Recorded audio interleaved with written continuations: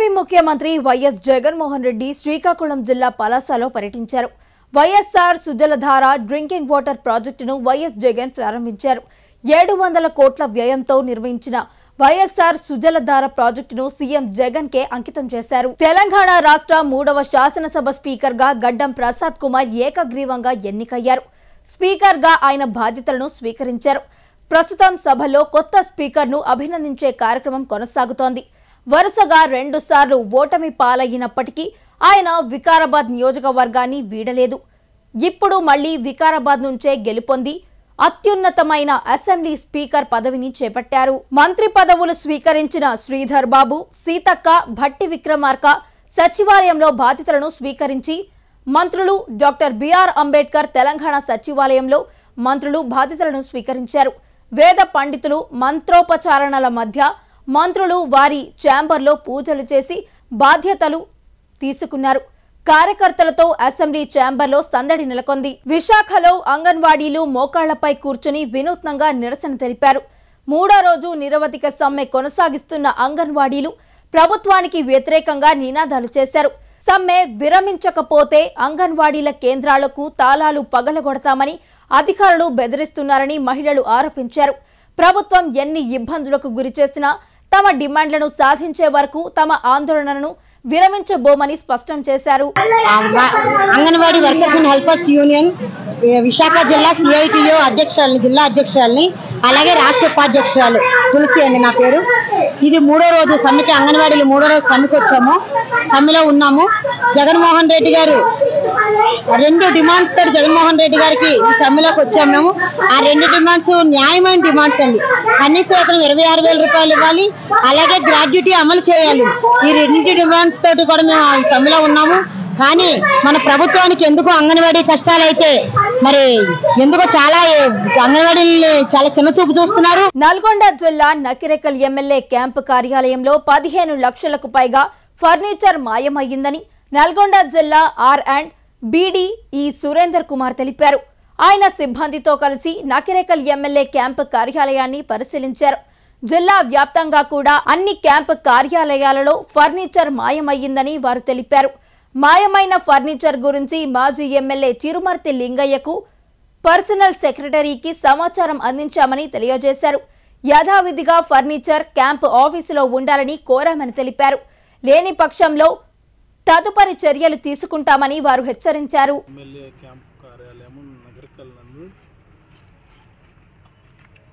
మాజీ ఎమ్మెల్యే గారు ఖాళీ చేసిన తర్వాత ఆ యొక్క బిల్డింగ్లో ఉన్న ఫర్నిచర్ని మొత్తము చెకింగ్ చేసుకోవడానికి వచ్చాము.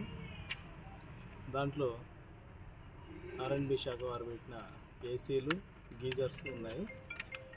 మిగతా సోఫా సెట్స్, మంచాలు, చైర్స్, ప్లాస్టిక్ చైర్స్ ఇవన్నీ మిస్ అయ్యాయి. విశాఖ పట్టణంలో ఇండస్ ఆసుపత్రిలో అగ్ని ప్రమాదం చోటు చేసుకుంది. జగదాంబ కూడలి సమీపంలోని ఇండస్ ఆసుపత్రిలో పెద్ద ఎత్తున పొగలు వచ్చాయి. సమాచారం అందుకున్న అగ్నిమాపక సిబ్బంది ఘటనా స్థలానికి చేరుకుని మంటలను అదుపులోకి తీసుకునేందుకు యత్నిస్తున్నారు. నష్టపోయిన రైతులను కేంద్ర రాష్ట్ర ప్రభుత్వాలు వెంటనే ఆదుకోవాలని అఖిలపక్ష ఆధ్వర్యంలో అంబేద్కర్ కోనసీమ జిల్లా అమలాపురంలో జిల్లా కలెక్టరేట్ కార్యాలయం వద్ద నిరసన తెలియజేశారు. ఈ సందర్భంగా టీడీపీ సీనియర్ నాయకులు పరమట శ్యామ్ కుమార్ మాట్లాడుతూ నష్టపోయిన రైతులకు 50,000 నష్టపరిహారం అందించాలని వారు డిమాండ్ చేశారు.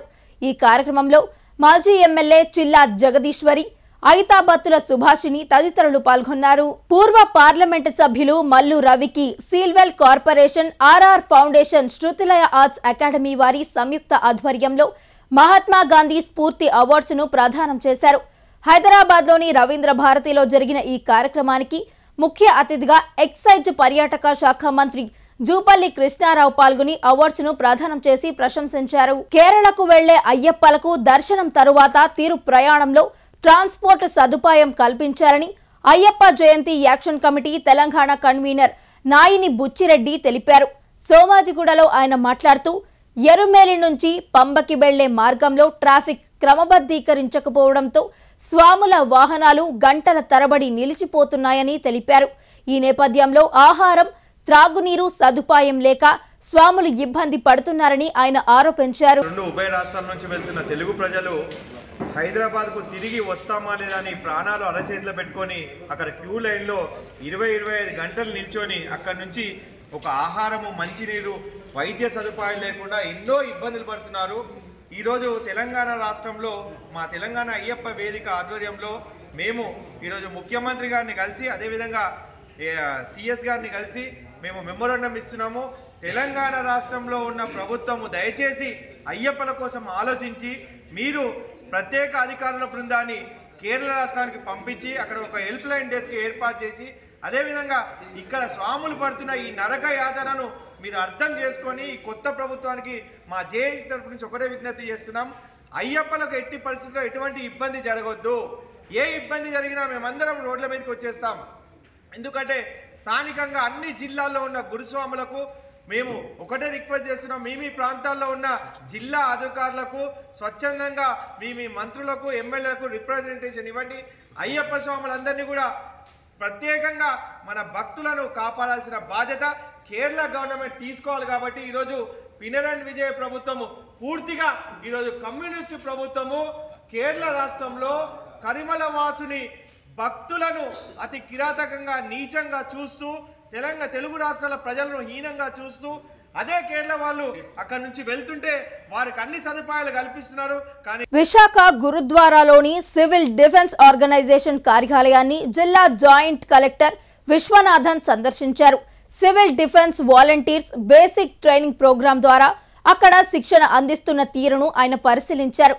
విపత్తులు సంభవించినప్పుడు, అగ్ని ప్రమాదాలు జరిగినప్పుడు, తుఫాన్లో చిక్కుకుపోయిన బాధితులను రక్షించడంలో ఎలా స్పందించాలి, వారిని ఎలా రక్షించాలి అనే విషయాలపై వీరు తీసుకున్న శిక్షణకు కళ్లకు కట్టినట్లుగా ప్రదర్శించి చూపించారు.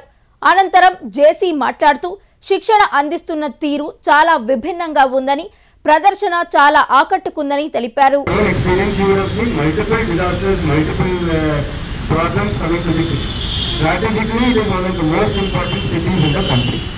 We have the Eastern Naval Command, one of the only 3 cities which have a naval command: Mumbai, Kochi, Visakhapatnam.